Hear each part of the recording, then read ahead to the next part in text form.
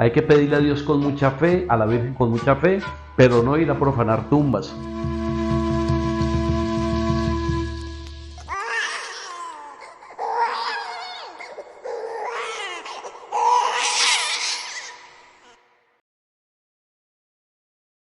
Nací y me crié acá en el Cañón del Conveima.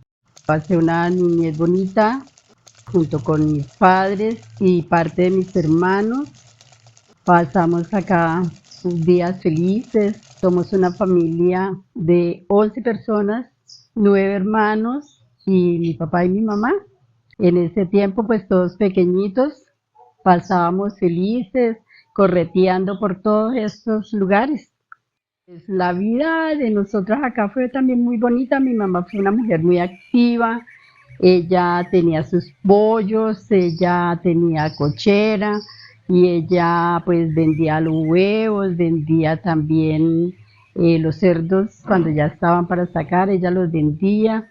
Aquí había un señor que era el carnicero y él le encargaba los cerdos a ella.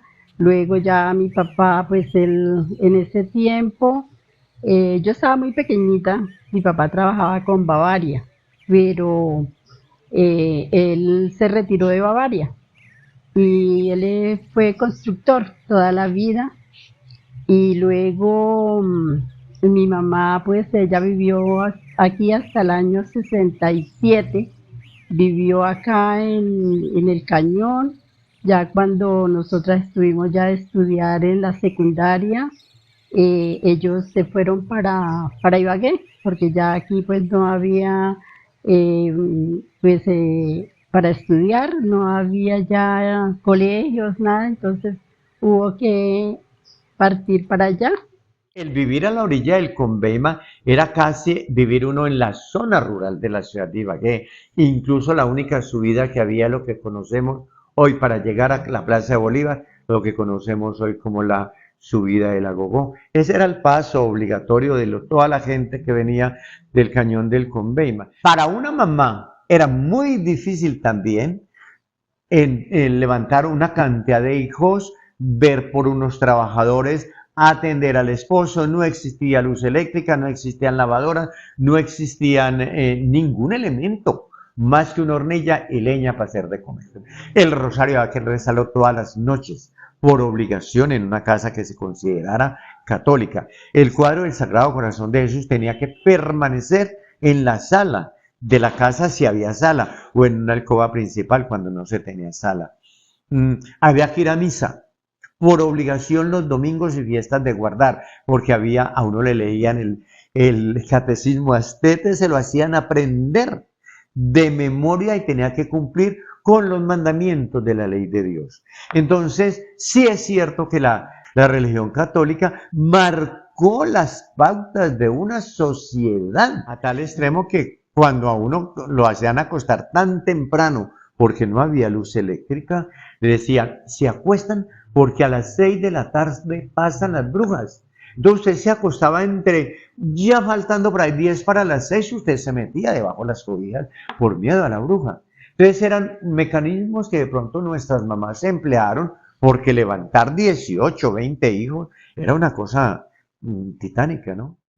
Yo fui también criada aquí en el Cañón del Conveima.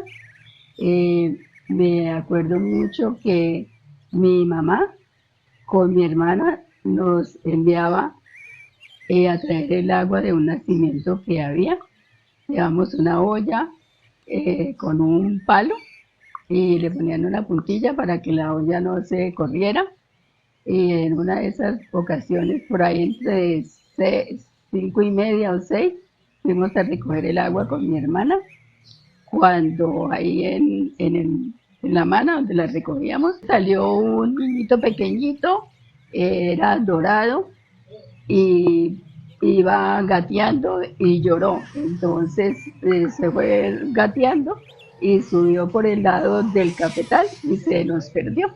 Como hacia el lado de la montaña, ahí para arriba, y nosotras despavoridas llegamos a la casa sin agua ni nada porque fue mucho el susto que nos dio. Y entonces acá vivía un señor que había venido de una finca con la familia y ellos pero no estaban acá con nosotros. Y resulta que el señor llegó y dijo, ¿ustedes por qué no le echaron saliva? Que eso se les echa saliva y ellos dejan ahí el montón de loro. Y nosotras no, pues qué montón de loros, y nosotras salimos fue corriendo del susto de ver eso que nunca habíamos visto en tanto tiempo que íbamos por el agua. Entonces nosotras no hicimos nada, salimos fue corriendo y nos vinimos sin olla y sin el palito que nos daban para cargar al hombro la ollita con el agua. Yo recuerdo que teníamos por ahí entre, ¿qué? 9 años y 7. Como 9 años yo y 7 años mi hermana. Nuestras mamás tuvieron muchos mitos y muchas leyendas. Entre ellos que la pata sola, que el moán, que la madre monte, que la madre de agua, que el bracamonte, que los tunjos, un par de muñequitos de oro, del tamaño de un niño. ¿Sí? Que algunos dicen que se acuesta a llorar para que el tipo lo recoja, o la persona lo recoja. Si lo recoge, entonces esa persona va a ser muy rica porque el niño lo guía a una huaca de las que dejaron los indígenas enterradas. Otros dicen que él se ríe y que cuando los niños tunjos se ríen es porque usted le agrada. Cuando está acostado, de pronto usted a la orilla del camino lo ve, es para que usted lo recoja y lo cargue. Pero también si usted pasa porque le ha dado susto, dicen que el niño lo persigue, se le monta en el caballo y lo asusta al caballo para tumbarlo a usted. Se le horqueteaban en el anca del caballo y los asustaban hasta tumbarlos.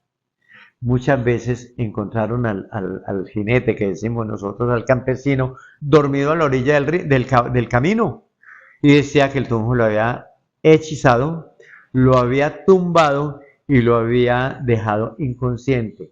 Habían señoras que decían, yo cargué al tunjo. Algunas decían, bueno, pero ¿por qué Pepita Pérez tiene tanta plata? Ella decía, porque cargué el tunjo. Yo me lo encontré, estaba tendido en el suelo, lo cargué y esa es parte de mi fortuna, porque el niño tunjo me ayudó. Otras decían, no, yo perseguí a los niños tunjos porque me los encontré en el camino. Y los perseguí, y me entré, y de pronto que yo llegué fue a un monte y ahí me perdí. Pero ella era detrás de que los tunjos, donde ellos decían que se perdían, era porque ahí estaba la huaca que ellas podían sacar. Entonces, hay una cantidad de leyendas sobre ciertos mitos que nosotros tenemos. La situación de lo que son los tunjos, pues de mi conocimiento, lo que hacían eran unas figuras en oro. Esas figuras en oro las enterraban muchas ocasiones al lado de un santo difunto de ellos, para pedirle peticiones, para pedirle que los ayudara. O sea, hay algo que existe que es como una cortina, y esa cortina separa a los vivos de los muertos. Hay mitos, hay leyendas, pero esto es una realidad en la cual nosotros la hemos vivido. Pasó aquí en el departamento del Tolima, en el cual un señor en la casa empezaron a ampliar, como a escarbar la montaña, porque iban a hacer unas canchas de tejo ahí. Ese caso pasó acá, en el cual yo fui y lo traté, gracias a Dios. El señor, me llamaron, me comentaron, en el cual encontraron un tunjo precisamente, pequeño.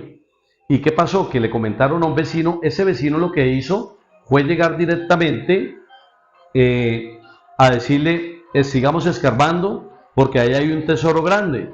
Empezaron a escarbar, en el cual ya no encontraron más tesoro. Lo que encontraron ellos fue los restos de una tribu, los restos de unos niños, los restos de indígenas, porque eran unos esqueletos bastante pequeños. Le dijo el señor, por recomendación, le dijo, póngale un alumbrado para que le diga dónde está la huaca, dónde está ese tesoro. Y el señor, por la inexperiencia, lo que hizo fue abrir esa cortina que le explico, que es de los vivos entre los muertos. Entonces queda en la mitad, abrió esa cortina, abrió ese portal, inmediatamente se vinieron esos espíritus a atormentar esa familia, en el cual me tocó a mí que ir a ayudar a realizar una sesión de exorcismo para poder liberarlos, en el cual le dije, incluso por recomendación mía, por mis estudios, mi conocimiento que tengo, que por favor movieran lo que es la casa de ese lugar, y dejaran ese campo santo quieto. Dicen que en estos nacederos guardan secretos, que en sus aguas fluyen historias que pocos han podido ver y menos aún comprender. Aquella tarde-noche, el Tunjo no solo se nos apareció, nos eligió. Sus ojos, si es que tenía, no miraban el presente, sino un pasado que aún respira en la brisa y su lamento en las sombras. Quizás sea el sonido de los ecos de quienes estuvieron antes. Desde entonces, el viento lleva un llanto en su susurro, uno que nos persigue en cada rincón de esta casa en el cañón del Conveima. ¿Fue advertencia, un simple encuentro o quizás una invitación a cruzar la frontera entre lo que creemos real y lo que se oculta en la niebla de la historia? Una sola cosa sabemos: después de aquella noche, jamás volvimos a estar solos.